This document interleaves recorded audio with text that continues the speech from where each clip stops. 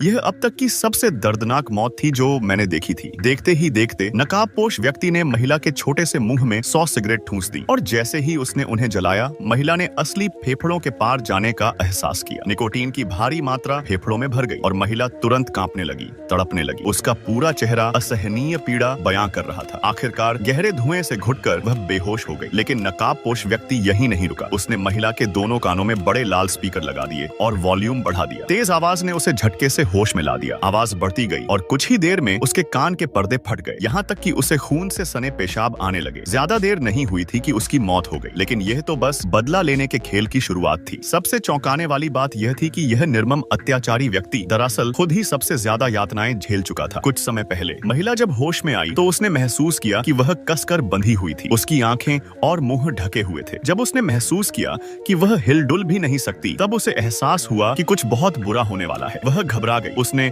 खुद को छुड़ाने की पूरी कोशिश की, लेकिन बेकार। उसे जल्द ही समझ में आ गया कि वह अकेली नहीं है। उसके आसपास और भी लोग थे जो बंधे हुए थे और छटपटा रहे थे। तभी पास में किसी के कदमों की गूंज सुनाई दी। सभी का दिल एकदम तेज धड़कने लगा। वे चिल्लाना चाहते थे, कुछ पूछना चाहते थे, लेकिन उनके मुंह कपड़े से बंद थे। तभी नकाबपोश व्यक्ति ने 100,000 वोल्ट का इलेक्ट्रिक डिवाइस निकाला। बिजली के झटके की आवाज सुनते ही सभी कैदियों के रोंगटे खड़े हो गए। अंधे होने की वजह से उनका डर और भी बढ़ गया था। नकाबपोश व्यक्ति ने धीरे से इलेक्ट्रिक डिवाइस लोहे के फ्रेम पर रख दिया, जिस पर 6 लोग बंधे हुए थे। अगले ही पल भयानक चीखों से पूरा कमरा गूंज उठा। उनके शरीर बुरी तरह कांपने लगे। बिजली की तीव्रता से उनके पैरों से धुआं निकलने लगा। जब झटके बंद हुए तो नकाबपोश व्यक्ति ने उनकी आंखों से पट्टियां हटा दी। फिर उसने एक लाल रंग का कागज निकाला। चलते हुए नकाबपोश व्यक्ति ने ऐलान किया कि वे सभी घोर अपराधी हैं। उन्हें यहाँ लाने का मकसद यही था कि वे अपने कर्मों की सजा भुगतें। लेकिन अगर वे अपने किए गए पापों को स्वीकार कर सच्चे दिल से प्रायश्चित करें तो उन्हें जीवित जाने दिया जाएगा, अन्यथा उनकी किस्मत में सिर्फ एक ही अंजाम लिखा है, मौत। इसके बाद नकाबपोश व्यक्ति ने पूरे कमरे में घना धुआं छोड़ दिया, जिससे सभी बेहोश हो गए। जब उन्होंने दोबारा आंखें खोली तो पाया कि उनके मुंह से कपड़ा हटा दिया गया था। यही देखते ही छोटी नाम का व्यक्ति गुस्से से आग बबूला हो गया। उसने नकाबपोश व्यक्ति को गालियां देते हुए ललकारा, अगर हिम्मत है तो सामने आ। और अगले ही पल नकाबपोश सच में उसके सामने आ गया और चुप रहने का आदेश दिया। अब छोटे को समझ आ गया कि ये बंदा सच में खतरनाक है, लेकिन जाने कहां से उसमें दोबारा हिम्मत आ गई और उसने फिर से एक गाली दे दी। तुरंत उसे हजारों वोल्ट का करंट झटका दे दिया गया। इतना ही नहीं, बाकी लोग भी इस झटके की चपेट में आ गए। छोटे तुरंत बेहोश हो गया और बाकी लोग भी लगभग चेतना खो बैठे। लेकिन नकाबपोश उन्हें एक पल भी चैन नहीं देना चाहता था। उसने सबको साफ कह दिया, अगर जिंदा रहना चाहते हो तो अपने सबसे बड़े पाप कबूल करो, वरना तुम्हें तड़पाकर मारने के 100 तरीके हैं। अब सभी पूरी तरह डर गए। जान बचाने के लिए वे तुरंत अपने अपने पाप बताने लगे। छोटी ने माना कि वह पैसों के लिए अमीर लोगों को बहकाती थी, हर रात अलग अलग तरह के खेल खेलती थी। बड़ा नाम का व्यक्ति ने कबूल किया कि वह अपनी ही साली पर बुरी नीयत रखता था और जब भी उसकी पत्नी बाहर जाती थी वह साली के साथ 3 मिनट तक अपराध करता था। बाकी लोगों ने भी अपने पाप गिना दिए। कोई अपने माता पिता पर बोझ बना हुआ था, कोई नशे का आदी था, तो कोई अपनी ही माँ पर गंदी नजर रखता था। लेकिन इन कबूलनामों से नकाबपोश संतुष्ट नहीं हुआ। उसने फिर से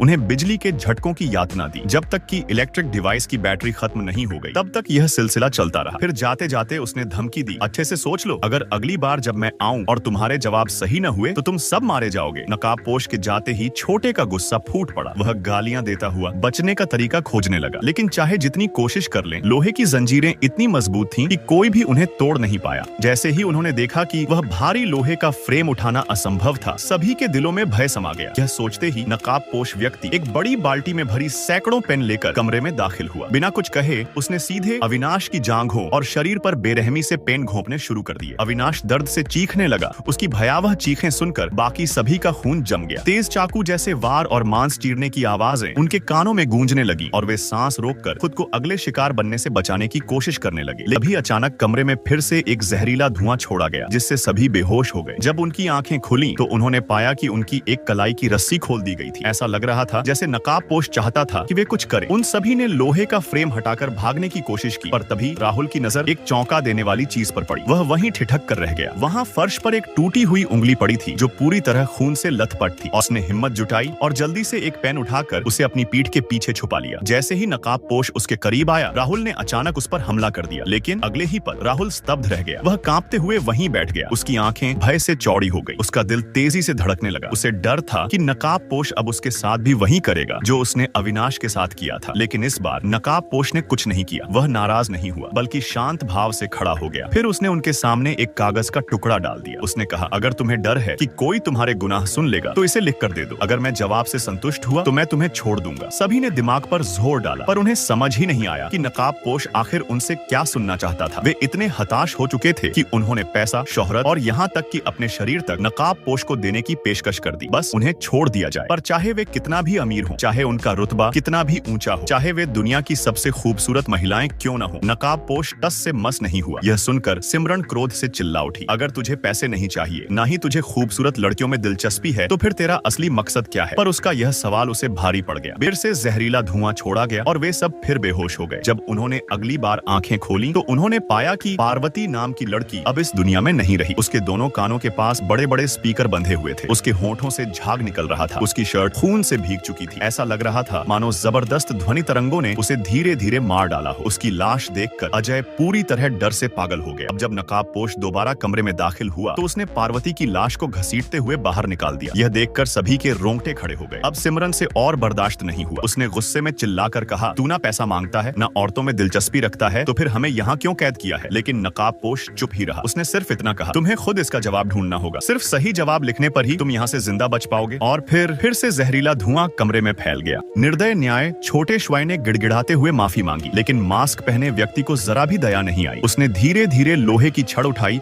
और पूरी ताकत से उसके सिर पर दे मारी। यह दृश्य देखकर बूढ़े वांग की रूह कांप उठी। वह बुरी तरह से कांपते हुए बैठा रहा, यह सोचने में असमर्थ कि अब क्या किया जाए। इस बार अगला शिकार आजैन थी, लेकिन जैसे ही मास्क वाला उसके पास पहुंचा, कुछ चौंकाने वाला हुआ। उसके गले के कॉलर में अचानक जबरदस्त बिजली दौड़ी, जिससे वह दर्द से जमीन पर गिर पड़ा और झटकों के साथ मर गया। बूढ़े वांग ने पहले उसे पैर से ठोकर मारी, यह देखने के लिए कि वह सच में मर चुका है या नहीं। फिर हिम्मत जुटाकर उसका मास्क हटाया और जो देखा उससे उसकी रूह उड़ गई। मास्क के पीछे कोई और नहीं बल्कि उसका पुराना स्कूल दोस्त था, लेकिन उसके होठों पर जोरदार गोंद चिपका हुआ था और उसकी आंखों में गहरा डर झलक रहा था, जैसे किसी ने उसे इस नरसंहार के लिए मजबूर किया हो। बूढ़े वांग पूरी तरह स्तब्ध था। मास्क वाला मर चुका था, वह बच चुका था। उसे राहत महसूस होनी चाहिए थी, लेकिन उसके दोस्त की डरी हुई आंखें और हाथ में पकड़ी तस्वीर किसी भयानक साजिश की ओर इशारा कर रही थी। लेकिन अब सोचने का समय नहीं था, बचने का था। वह हथकड़ी तोड़ने के लिए लोहे के रॉड से प्रहार करने लगा। तभी आजैन को मोमबत्ती में एक चाबी दिखी। वह तुरंत मोमबत्ती बुझाने लगी, लेकिन जल्दबाजी में चाबी दूर जा गिरी। शुक्र था कि आजैन पास में ही थी। उसने चाबी उठा ली और अपनी हथकड़ी खोल ली। बूढ़े वांग भी बेसब्री से अपनी बारी का इंतजार करने लगा, लेकिन तभी आजैन के चेहरे पर एक अजीब सी मुस्कान आई और जैसे ही उसने बूढ़े वांग की ओर देखा, पूरी सच्चाई उजागर हो गई। असली साजिशकर्ता कौन था? यह घातक न्याय किसी और का नहीं, आजैन का ही रचा हुआ खेल था। 10 साल पहले जब वह एक खूबसूरत किशोरी थी तो उसने बूढ़े वांग से अपना प्यार जताया, लेकिन उसने न केवल उसका मजाक उड़ाया बल्कि पूरी स्कूल में यह झूठ फैला दिया कि आजैन एक चरित्रहीन लड़की है जो लड़कों को फंसाती है। धीरे धीरे यह झूठ एक भयानक बुलिंग में बदल गया। स्कूल के कई लड़कों ने आजैन को सताया, प्रताड़ित किया, जिनमें छोटी मेई, क्वेई हुआ, छोटे श्वाई, आवेई और मास्क वाला दोस्त सबसे आगे थे। वह दर्द, वह अपमान, वह क्रूरता आजैन ने अपने भीतर जमा कर ली और उसने ठान लिया कि एक दिन वह इस अन्याय का बदला लेगी। आज उसकी बदला लेने की योजना पूरी हो चुकी थी। अंतिम न्याय, बूढ़े वांग ने रोते हुए माफी मांगी, लेकिन आजैन की आंखों में कोई दया नहीं थी। उसने एक बिजली का स्विच दबाया और बूढ़े वांग